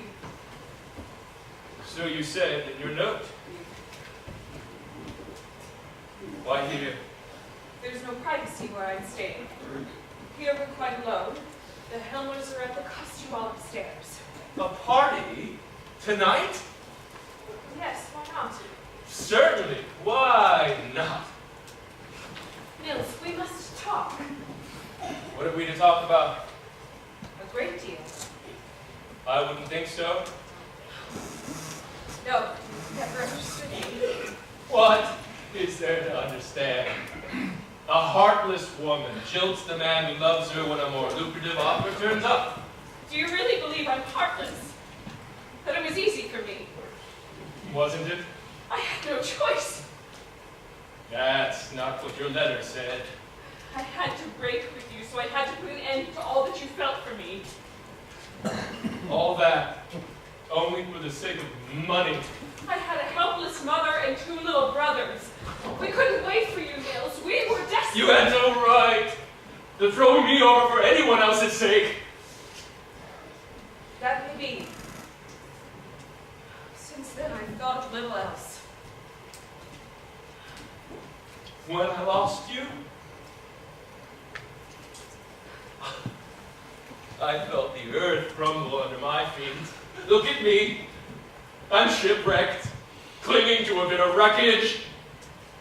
Oh, I could Help was near, but you stood in my way. I had no idea, Nils, that it was your place I was going to take in the bank.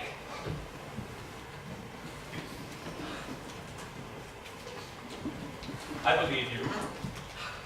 But now that you know it, will you withdraw? No, because that wouldn't benefit you at all. I'd do it for you, if you ask me.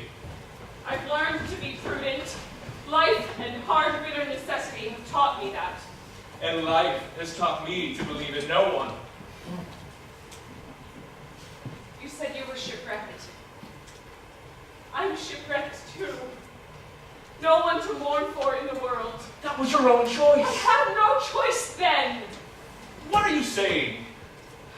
Nils, how would it be if we, two shipwrecked people, could join forces?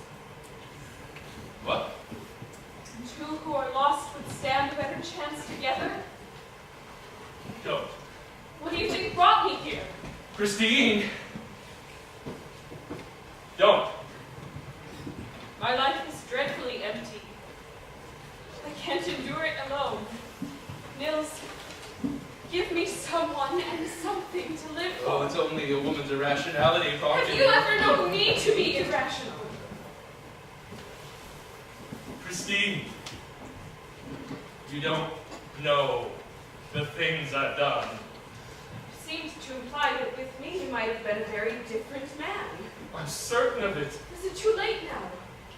Christine, do you know what they think of me here? I have faith in your real character.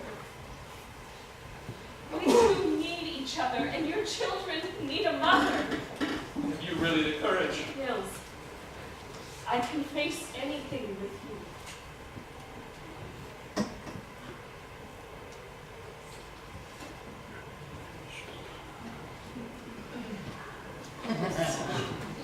Christine!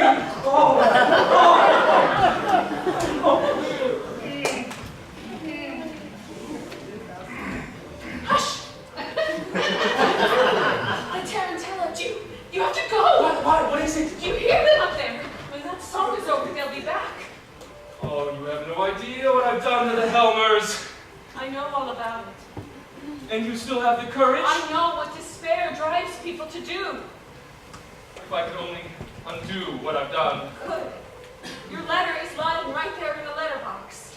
Are you sure? Quite sure. Oh, is that it? You want to save your friend at any cost? Tell me, Christine, is that it? Nils! I sold myself for another sick once. I'll never do it again. I'll ask for my letter back.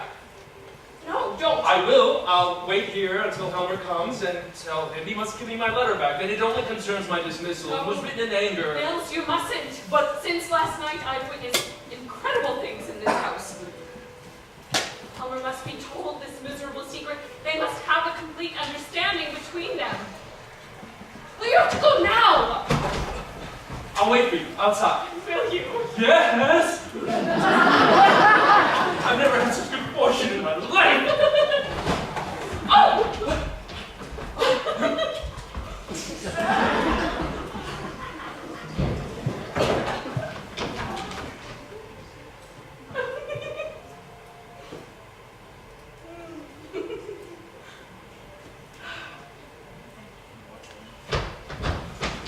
No, don't make me go inside. I want to go back upstairs. It's early. Nora? Oh, please, don't here. Just 1 hour more. Just a minute, my lord. That was our agreement. Good evening. Christine! You're so late, Mrs. Lincoln. Yes, you must excuse me. I was so anxious to see Nora in her costume. Have you been sitting here waiting for me? Yes, I arrived too late. You'd already gone upstairs.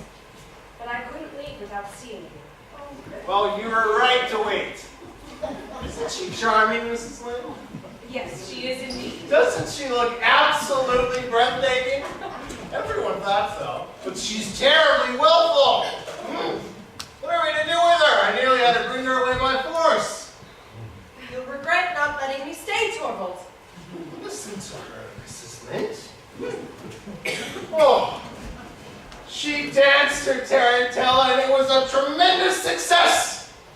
A triumph! Although possibly a trifle too realistic, you know. A bit beyond the limitations of art. The chief thing is, she was a tremendous success! Do you think that I would let her stay after and ruin the effect? No, indeed, I took my capricious little Capri maiden for one quick turn around the room, a curtsy on either side, and then, as they say in the novels, a beautiful apparition disappeared.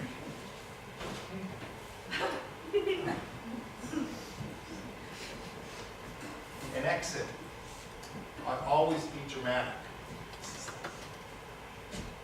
Nora doesn't understand. Good Lord, it's hot in here. And dark. Excuse me.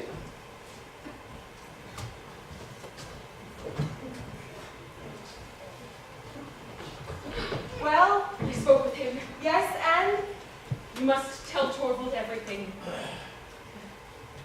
I know it. You've nothing to be afraid of as far as Krogstad is concerned, but you must tell Torvald. no, I won't tell him. Then the letter will. Thank you, Christine. I know what I must do. Well, Mrs. Lynn, have you admired her? Yes, and now I must say goodnight. And Nora, don't be willful anymore. That's right, Mrs. Lynn. Good night, Mr. Howard. Good night. Good night. Good night. Good night. I hope you get home safe, but I'll be more than happy to. There's no need. Oh, but you don't have a great distance to go. Good night. Good night. Alas, you've gotten rid of her. Very tired, Torvald? Not in the least. Not even a bit sleepy? Not a bit. On the contrary, I feel invigorated. Don't you? I'm very tired. Well, then, I was right not to let you stay at the ball. Yes, you're always right, Torvald. Here. Now, my little skylark is being reasonable. Did you notice Frank's good mood tonight? Dr. Rank, I didn't speak with him. I didn't either, really, but I haven't seen him cheerful in so long. How wonderful to see you again. All alone with you, my beautiful little treasure. Don't look at me like that. Why shouldn't I? So beautiful. All mine. Don't. You've still got the Tarantella in your blood. Makes me want you more than ever. Just listen. The guests are leaving. Soon the whole house will be quiet. I hope so. Do you know why? When I'm at a party with you, I keep away from you, and I only glance in your direction now and then. It's because I imagine that we're secret lovers, and no one suspects that we're together. You know I'm always in your thoughts, Torvald. And when we're leaving, putting the shawl, your lovely, beautiful shoulders, beautiful neck. I imagine you're my new bride, and bringing you home to be alone with you for the first time. All alone, or shall I see? Torvald, What? let me go. You're joking. I won't. You won't. You won't. Aren't I your husband? Do you hear? Who's that? May I come in? Oh, what is now? Come in.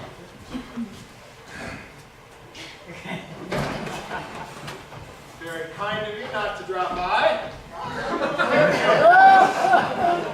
Wanted to look in. dear familiar rooms.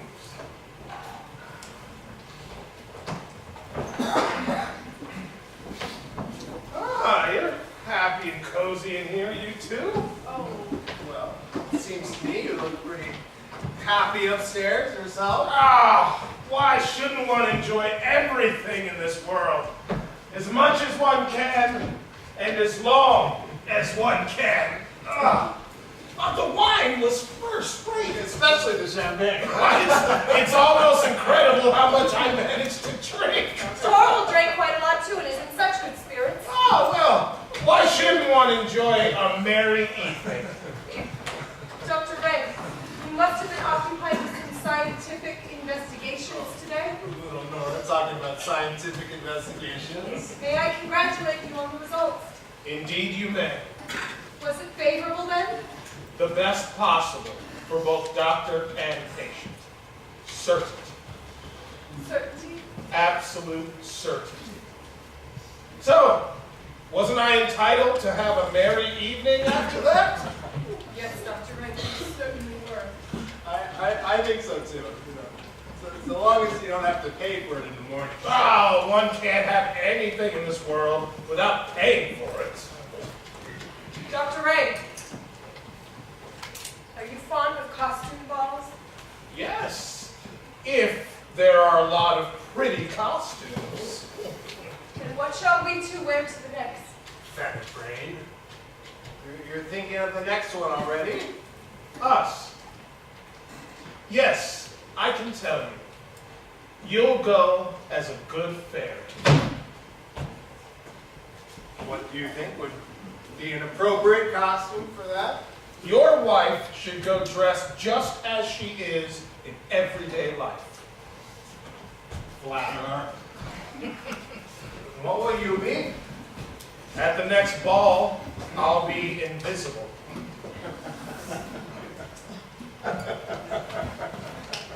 Have you heard of hats that make you invisible? If you put one on, no one can see you. Oh, but I'm forgetting what I came for. Helmer, give me a cigar. One of the dark Havanas. My pleasure.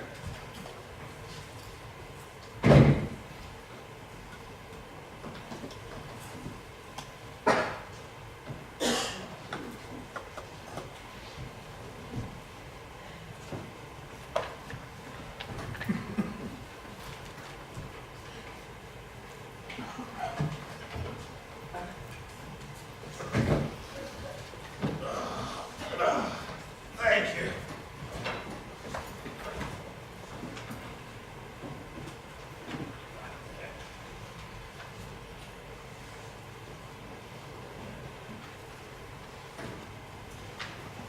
Let me write it.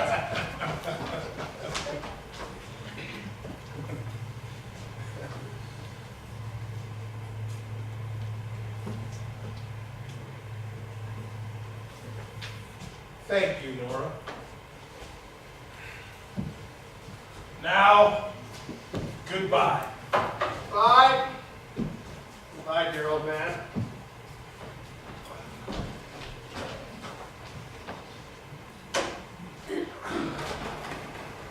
Sleep well, Dr. Ray. Thank you for that wish. Wish me the same. Sleep well, Nora.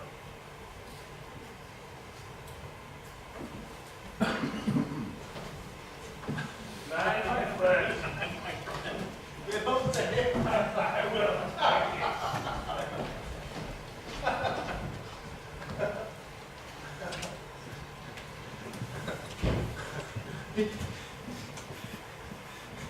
He drank more than he should.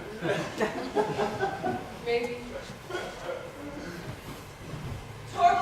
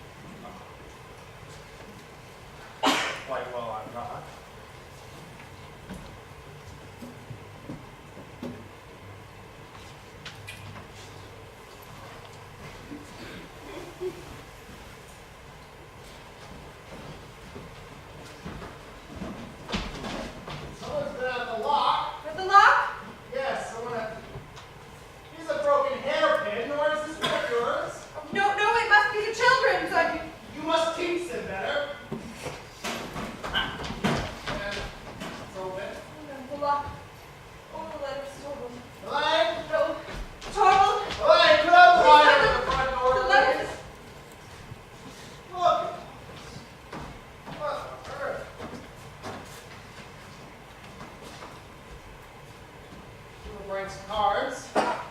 Dr. Rank? Yes. They're on top. He must have put them in when he went out. Is there anything written on them? There's a black cross over the name. What a morbid idea. It's almost as if he's announcing his own death. He is. What do you mean he is? Has he said something to you? He told me when the cards came, it meant he shut himself away to die.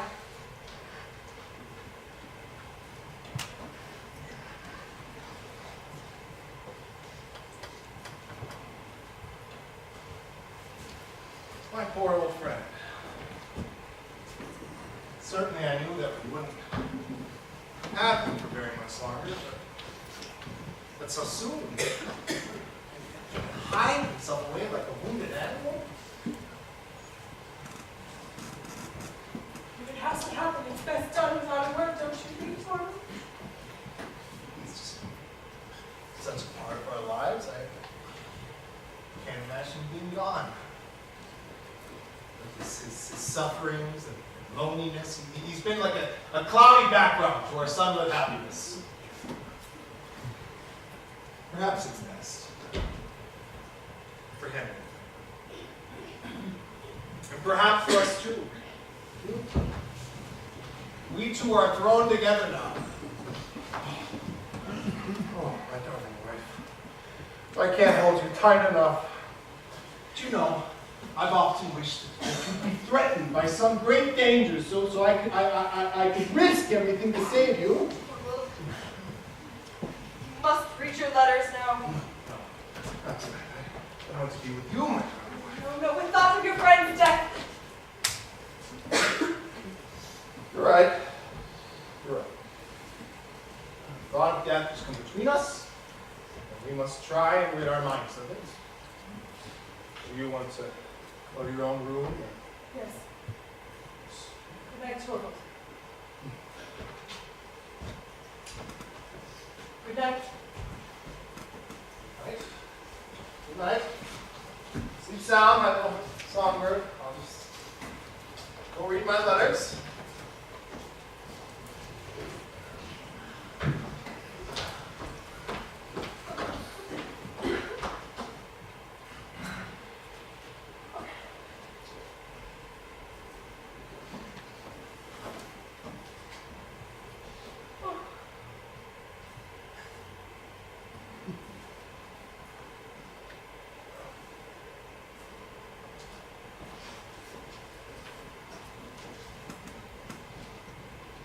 Goodbye, Torvald. Goodbye, my little children. Oh.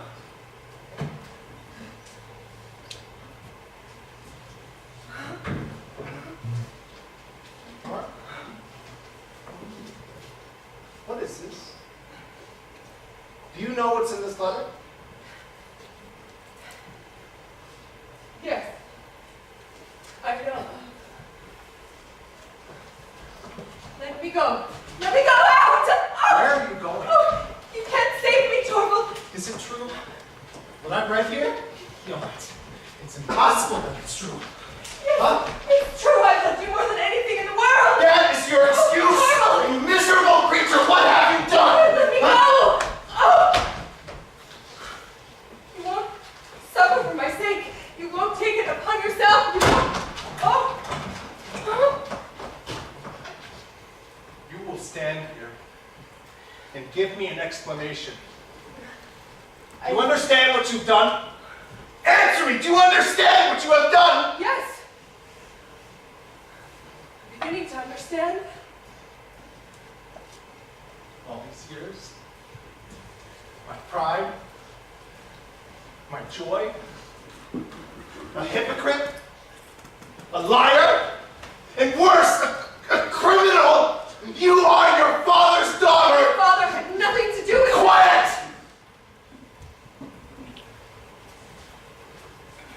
No principles, no morality, no sense of duty. I'm being punished for helping him. I did it for your sake, and this is how you repay me.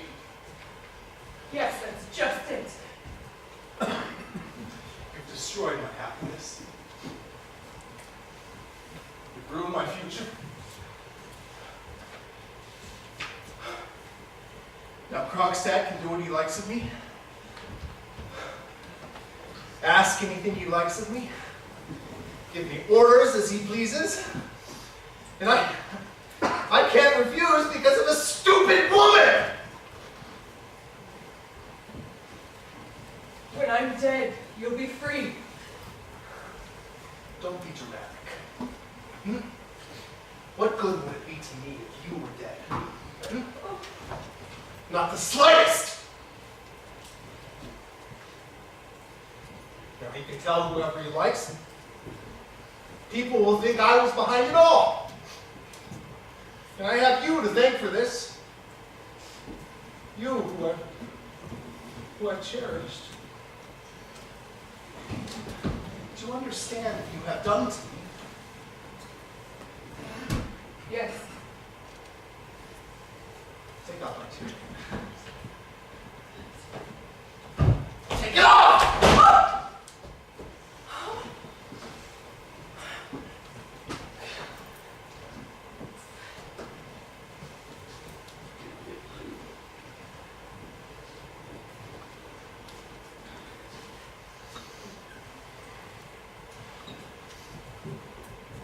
I must try to appease him in some way.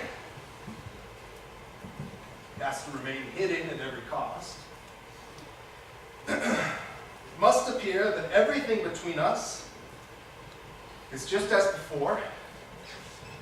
You will remain in my house, but you will not bring up the children. I dare not trust them to you now, Nora. To think I loved you so much. But that's all over. All that concerns me now is salvaging what remains. Hide yourself, Nora. Get out!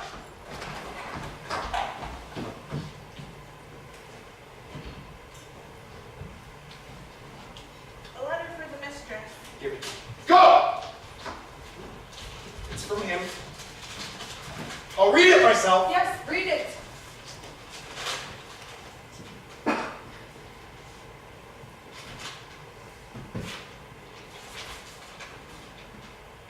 Nora. Nora. It's true. I'm saved, Nora. Look. I'm saved. And I? Oh, yes, you too, of course. Look, he sent us the bond. We're saved, Nora. This whole thing will be nothing but a bad dream.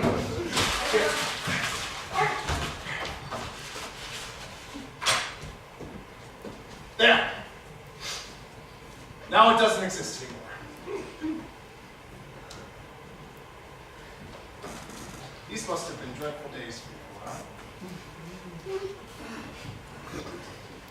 They have. We won't think about it anymore.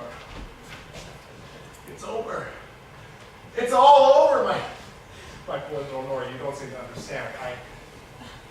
I am forgiven. It's true, Nora. I swear I've forgiven you everything. I know what you did. You did out of love for me. Yes, that's true. Yes, you loved me as a wife ought to love her husband, but without the understanding of what you do. Do you think I love you less because you need guidance? No. I will advise and direct you. I wouldn't be a man if your womanly helplessness didn't make you even more attractive to me.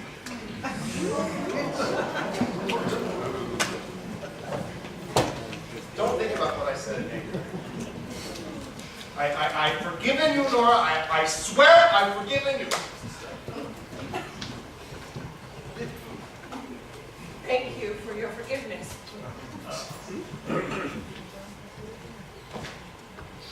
Where are you going? Take off my costume. Good. Try and calm yourself, my bright little songbird. Feel safe.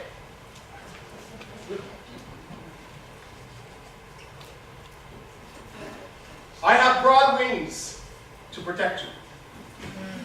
And tomorrow morning, everything will be just as it was before. You have no idea what a man's true heart is like, Nora. There's something so satisfying when a man has forgiven his wife freely and with his whole heart.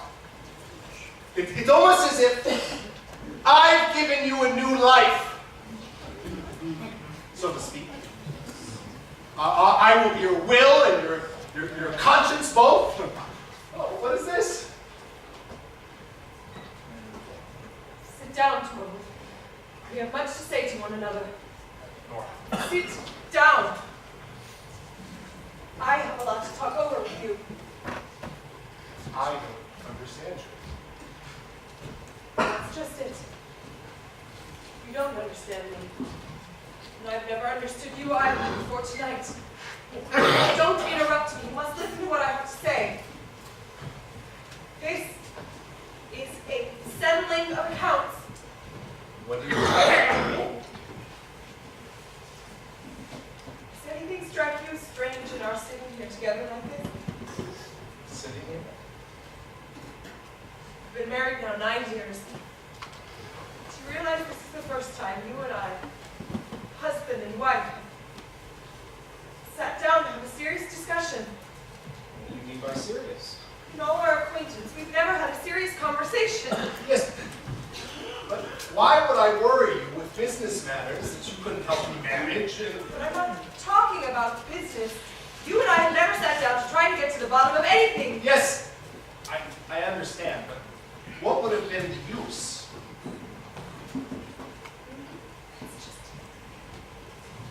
I've been greatly wronged, Torvald. First by Papa, and then by you. What? By the two people who loved you more than anyone else in the Never world? loved me, Torvald. You've enjoyed the idea of being in love with me, but What are you saying? it's perfectly true.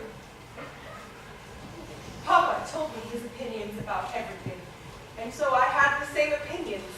If I differed from them, I concealed it for fear that it might upset him. Papa called me his doll child, and he played with me just as I played with my dolls, and then I came here to live with you. What are you saying about our I marriage? was simply transferred from Papa's hands into yours. You've arranged everything according to your own tastes, and so I pretend to have the same taste as you, but I've existed merely to please you, Torvald. You and Papa have committed a great sin against me. It's your fault I've made nothing of my life. Have you ever been happy here? Oh, I've never been happy. I thought I was alive. You unreasonable, ungrateful I woman. was cheerful. But that's not the same as being happy. You've always been so kind to me. But our house has been nothing more than a playroom. I've been your doll wife just like I was Papa's doll child, and our children are my dolls. Oh, I thought it was such fun when you played with me, and they thought it was such fun when I played with them, but none of it was real. The future will be different. Okay? Playtime is over, and the lessons shall begin. Whose lessons? Mine or the children's? Well, yours and the children's. You are not the man to teach me to be a proper wife. How can you say that? How am I equipped to bring up the children? Nora! Didn't you say so yourself that you dare not trust me with them? I was angry. You were right. Before I can teach anyone else, I must educate myself. You can't do that for me. I must learn to do that for myself. That is why I'm leaving you now. You're what? I cannot live with you any longer.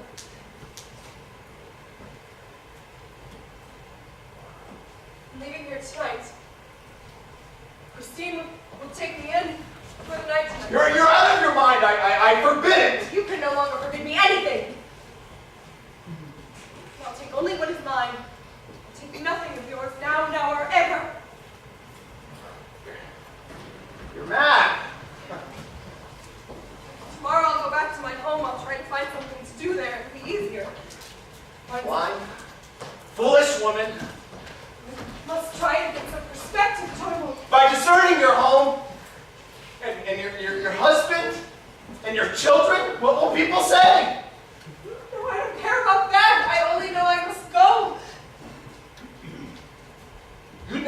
your most sacred duties.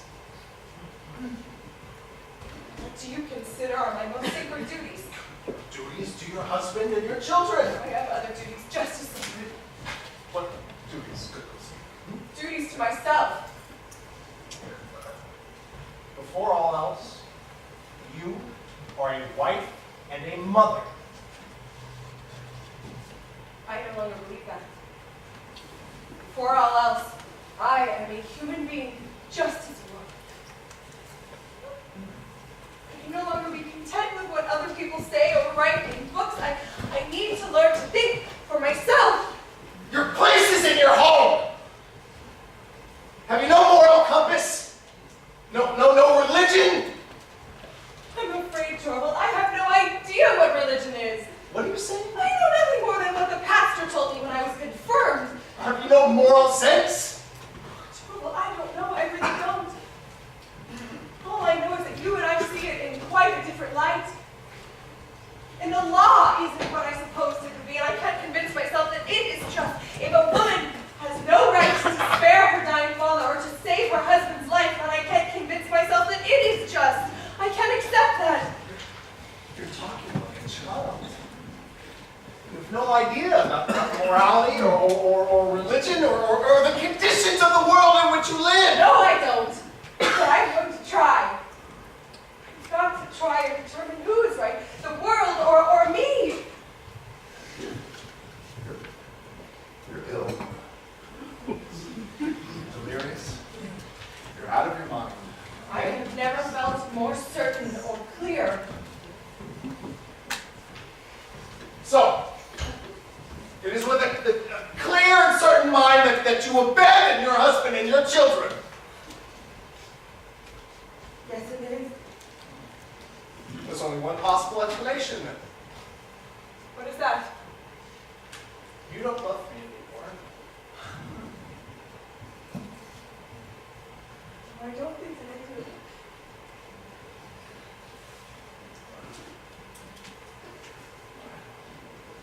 How can you say that? It hurts me to say it, but I can't help it. I don't love you anymore, and I cannot live here anymore. Can you tell me what I've done that's so wrong? I can't. Tonight, when I saw you're not the man that I thought you were. I don't understand. I waited so patiently for 9 years. I know very well that miracles don't happen every day. When I saw Krogstad's letter lying out there, I was certain that the gift would be revealed. I knew that you'd never accept his conditions. I was certain that you would tell him to reveal everything to the whole world, and then... Yes, what then? And then I knew with absolute certainty that you would step forward and take the blame, that you would come forward and you would say, I am the guilty one. Nora! That was the gift that I'd hoped for. In fear, I'd have denied your guilt, of course, but who would leave my word over yours? No, to prevent your sacrifice, I was prepared to kill myself.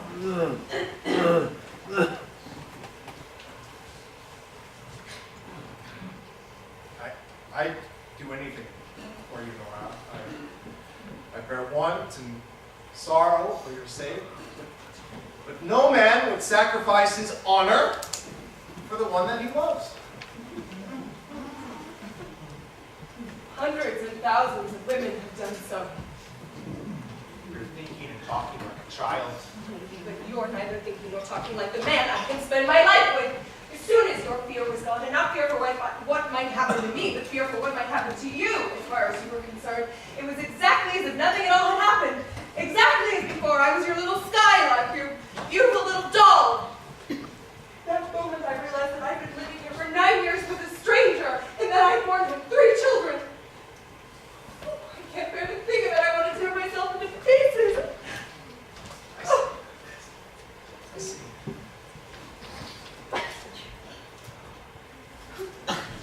Something is broken between us. There's no denying it. But Nora, couldn't we fix it?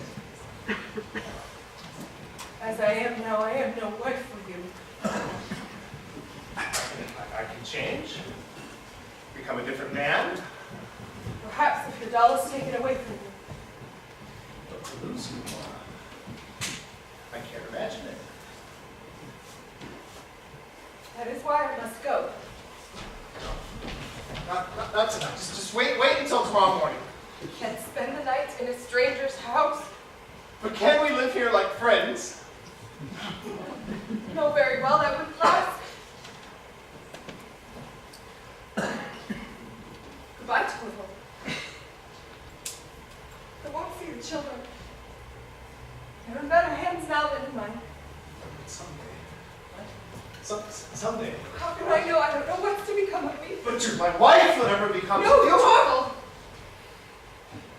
When a wife deserts her husband's home, the law releases him from all of his obligations to her. I release you from all of your obligations. You are bound by nothing, neither am I. There is complete freedom on both sides. Here's your ring back. You be mine. That's it. That's it.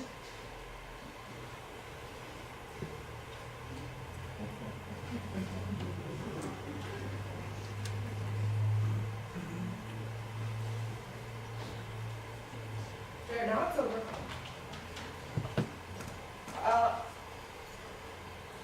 Leave the keys on the table. Elaine knows all about everything in the house, better than I do, and Marie knows the children. Tomorrow, Christine will come and gather the things that I brought with me from home. She'll send them to me. Well, you never think of me again. How often think of you and the children. How? May I write to you, Nora? No, never. But at least let me send you some Nothing. money. Or... Send me nothing. I can take nothing from a stranger. Can I never be more than a stranger to you? Oh, but a miracle would have to happen. What? What? Tell me. Both you and I would have to be so changed that we... Yes? Horrible, I no longer believe in miracles. But I so changed that